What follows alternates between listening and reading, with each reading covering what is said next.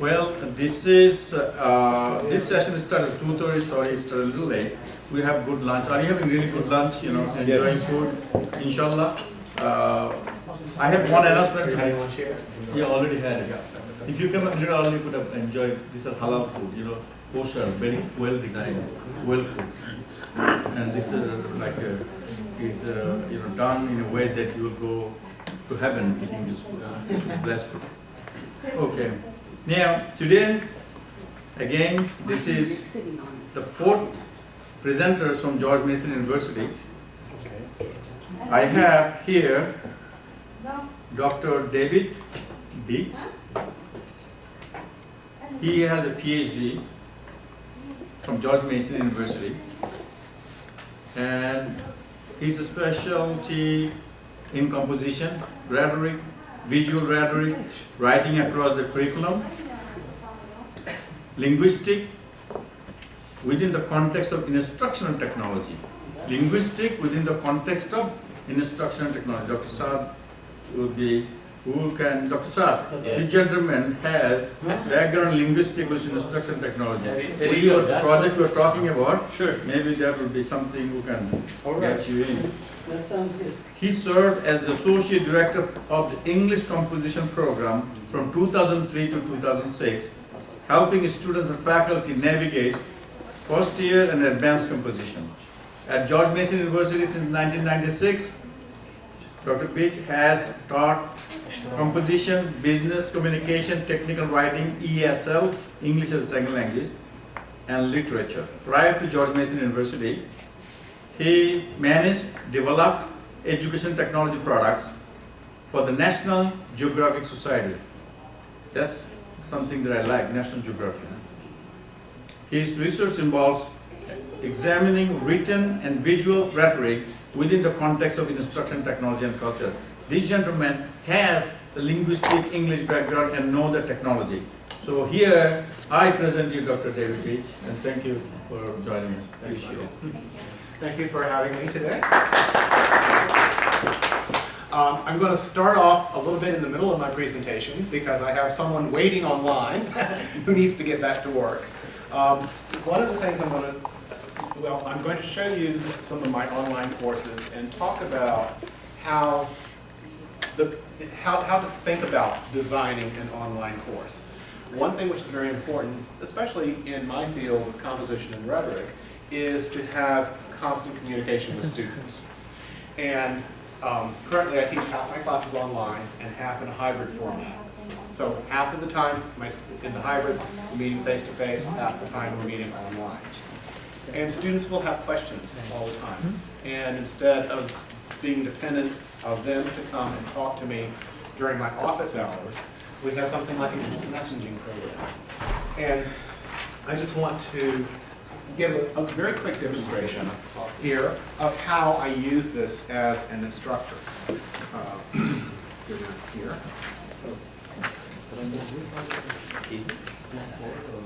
No, but I'll tell you about the differences in a moment.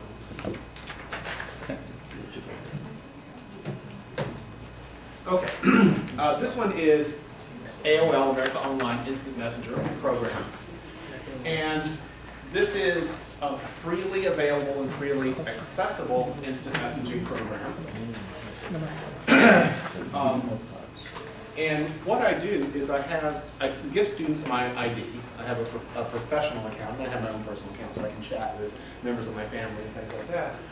But this way, students can have contact with me in essence 24/7. It's not that I'm sitting in front of my computer 24 hours, 7 days a week, but they know that they can contact me in this manner, leave a question. If I'm not around and I see a question which they pose to me, I can respond. So they have a feeling that, oh, thank you for distributing those.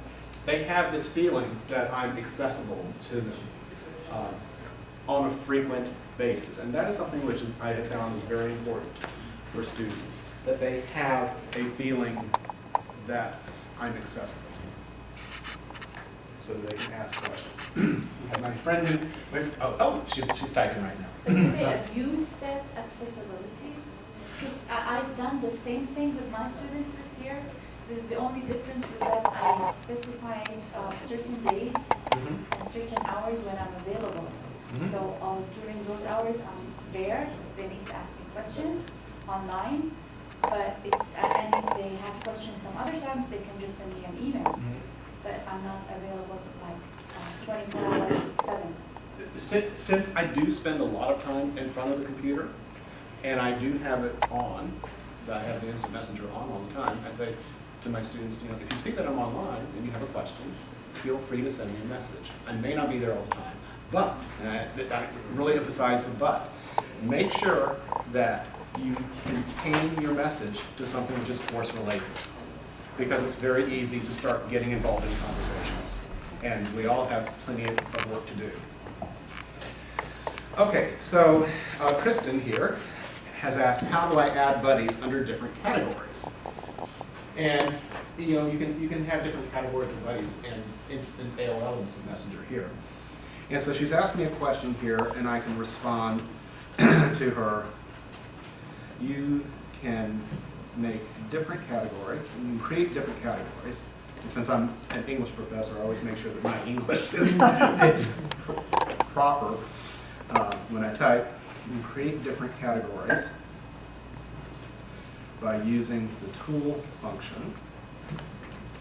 Then there's another tool to add buddies. There's that. Okay, so I can have an ongoing conversation with a student, and I really try to keep it focused on whatever it is we're doing in the course. Just the bedroom. Bedroom? Are you going to stay all day like this? And we can have this conversation, and this really helps students if they're working on something and they have a quick question that they need an answer to, instead of sending an email, waiting back for a response, hoping to catch me in my office at some point. So I find that this is a really useful tool. Now, there was a question, is this in Blackboard? You know, there is a chat function in Blackboard, and I'm going to show you that chat function as well. However, you have to be logged into Blackboard in order to use that. So this one, which is freely accessible and available all the time online, makes that access to me for the student a much more viable format. Can you have the record of all these?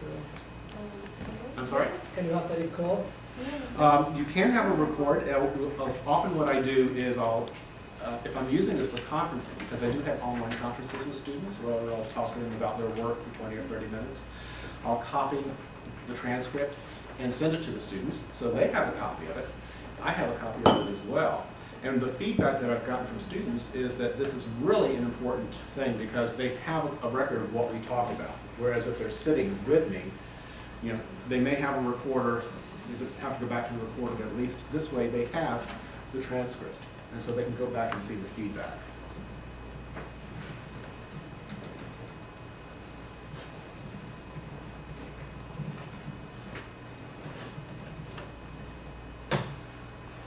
Okay, so we've just had this very quick little conversation. She asked how I can add buddies under different categories. I give her the instructions on how to do that. You know, following up, does that help? And I think so I'll try to make sure. And then some little closure.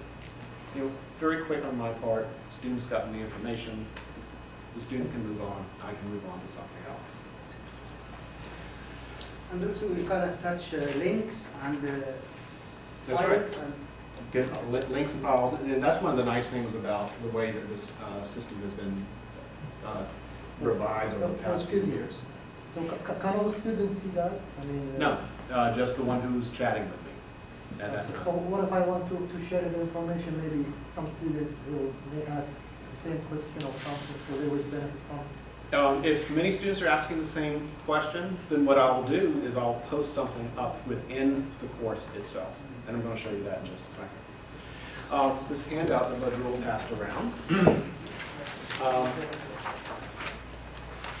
This covers teaching strategies and use of technology in an online environment. And what I'd like to show you today, in addition to my course, how many of you are familiar with Blackboard? Okay, so some do. We are in the process of piloting the most recent version of Blackboard, Blackboard 9.1. We used to be a WebCT university, and then Blackboard bought WebCT, merged their programs together, and we had kind of a hybrid WebCT Blackboard version for a while, which we've been working with, and the university is talking about going to the newest platform. I've been involved in the pilot of the newest version this semester, and this past week I withdrew from the pilot, and I wanted to talk a little bit about that today, about the reasons for that I'm withdrawing from the pilot, because I think it's really important in the context of what you all are discussing during your week here. One of the most important thing in a course, in an online course, is of course the content, that the students are getting the content. Simultaneously, the students don't need to be functioning with technology or having to battle the technology all the time. The focus should always be on the content and not on the technology. The technology is there to make the work more efficient and more effective in some way. No.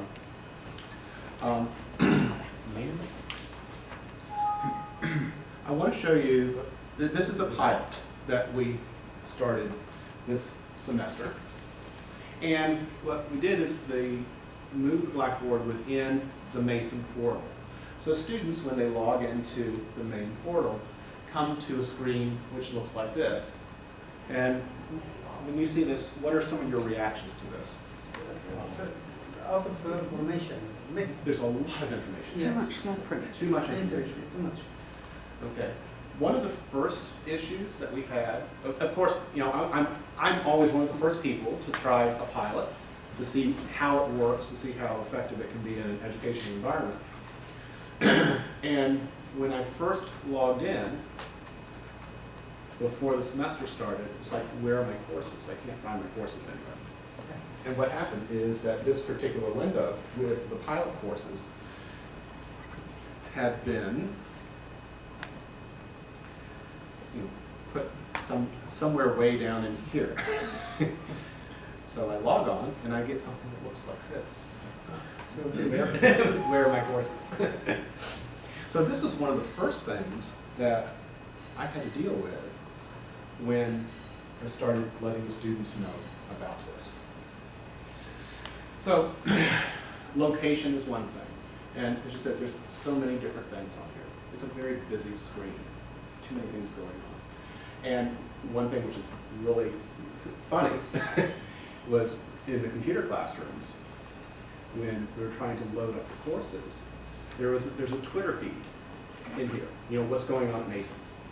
And the Twitter feed was blocking the courses from coming up onto the screen as well. And I said, okay, you know, they were kind of defeating the purpose here. But let me just go into one of these courses. And I tried to design this to be as similar to the courses that I've had in the past, because I think there's a logical structure. And navigation, that's the key thing. Navigation is the most important thing, other than the course content, because students need to be able to find something quickly, be able to locate it, and not have to ask questions.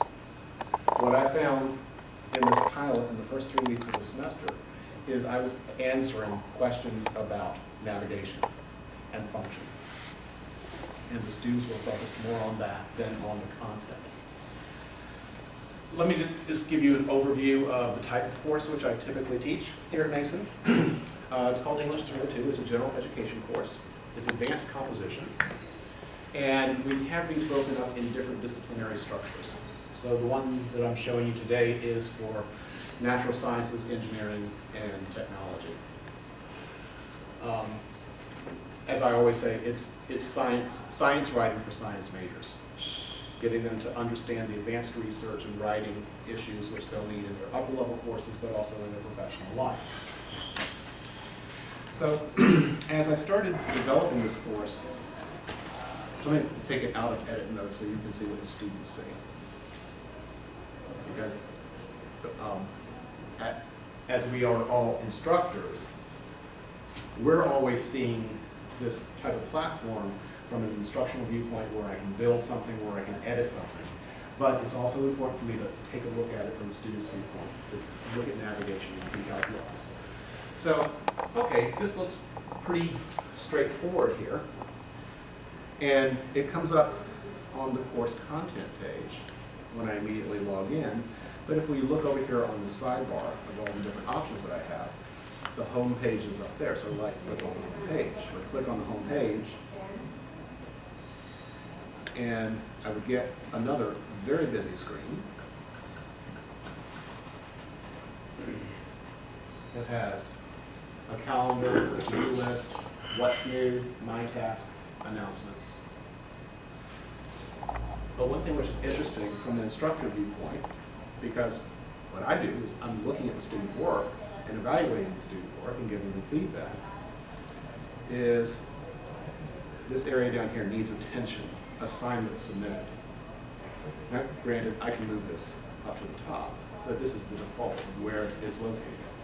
So if I want to look at students' assignments,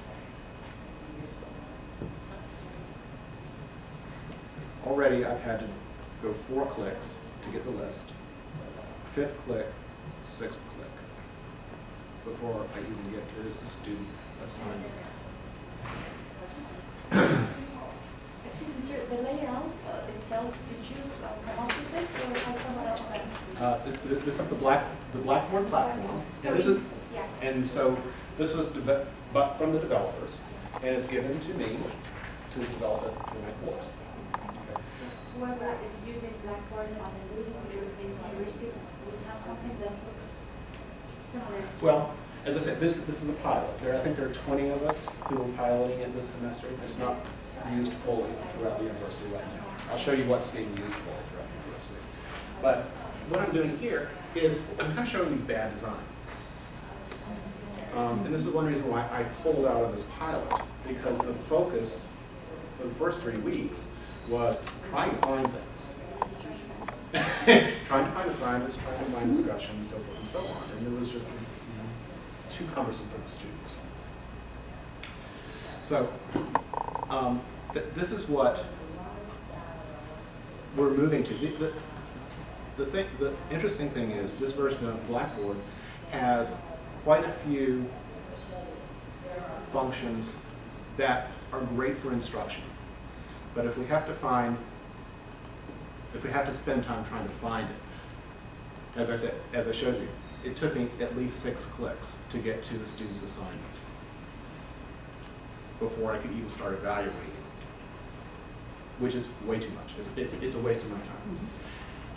As I have told the administrator, I said, I can live with some of these things, but the students need access to their information. So what I do want to do right now is show you the course that I do have. This is in the hybridized version of Blackboard, which we've been using. While that's loading up, let me just talk to you about this. I started to mention this a little earlier. These are just some things which I think are important for anyone to consider as they're developing an online course. There needs to be some regularity in the course structure. So, for instance, I have a particular day of the week when new assignments, new discussions, new learning modules will be posted up into the system. That's really important for the students so that they have some type of regular schedule to the course. The modules, and I'll show you the modules in a second, are logically laid out, and information needs to be grouped within modules in some way. So announcements, discussions, assignments, mail, chat, things like that. There are some other technologies which can be used. I use podcasting quite a bit. I use podcasting to give feedback to students as well. I'll read their papers, make comments on the podcast, and send them the podcast so that they can listen to it.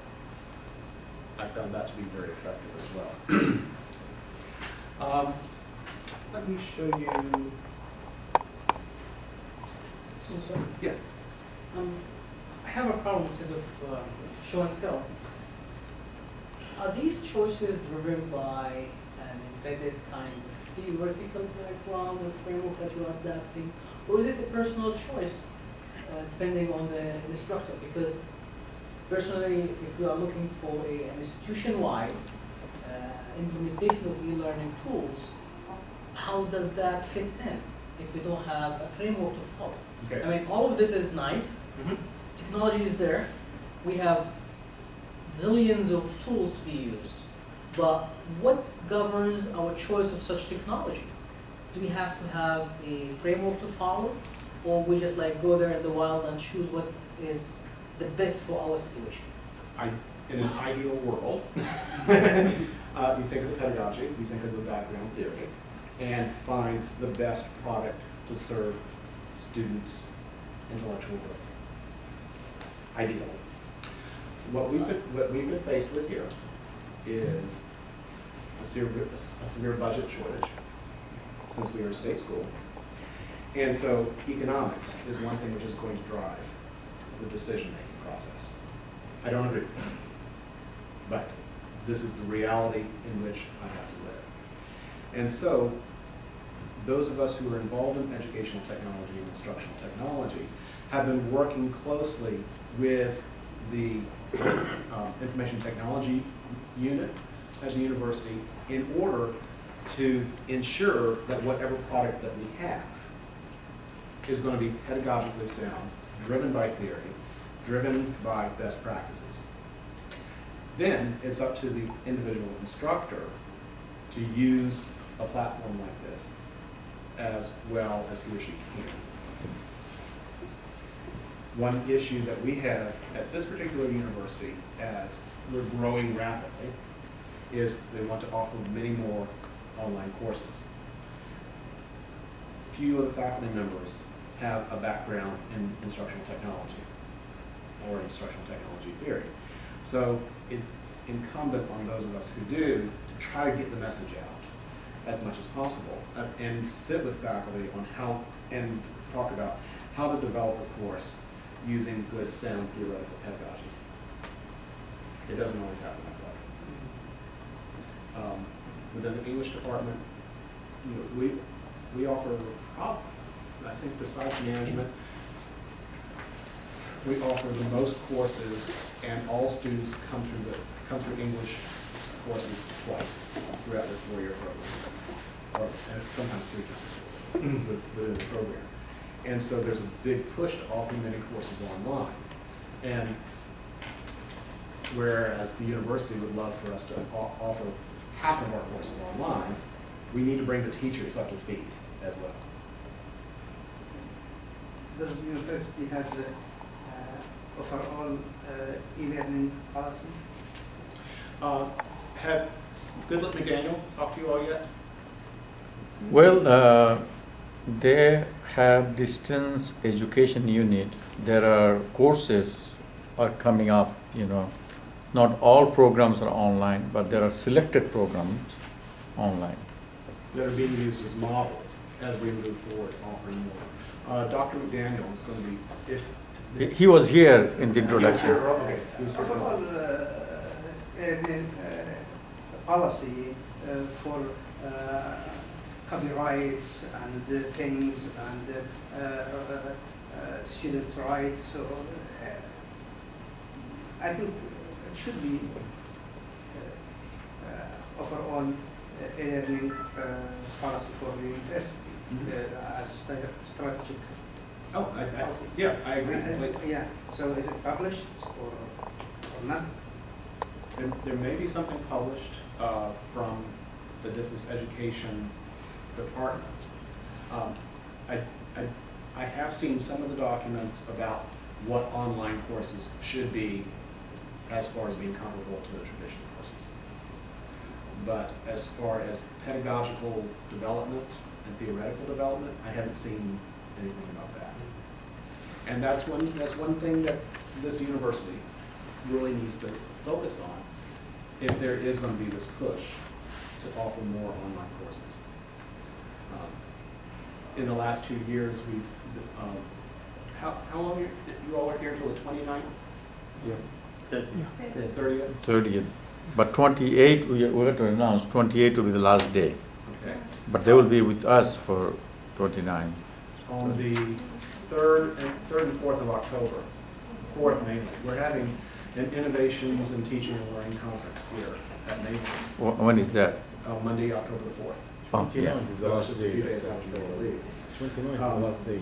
That's one thing which we're doing here at Mason to try to get more people involved in e-learning, but also to think about the theory and the pedagogy behind e-learning. Because you can't just take a faculty member and say, okay, you're teaching an e-learning class right now, and go for it. And, you know, they're going to be lost in the water without proper instruction and training. There are a couple of things in particular I'd like to show you in my course.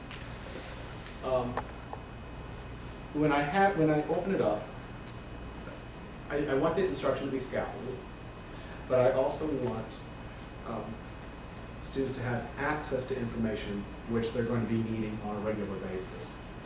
So when they open up the course, they're going to go to this home page, which is going to list most of the resources which they'll be using for their course. I have a style guide, checklist, different types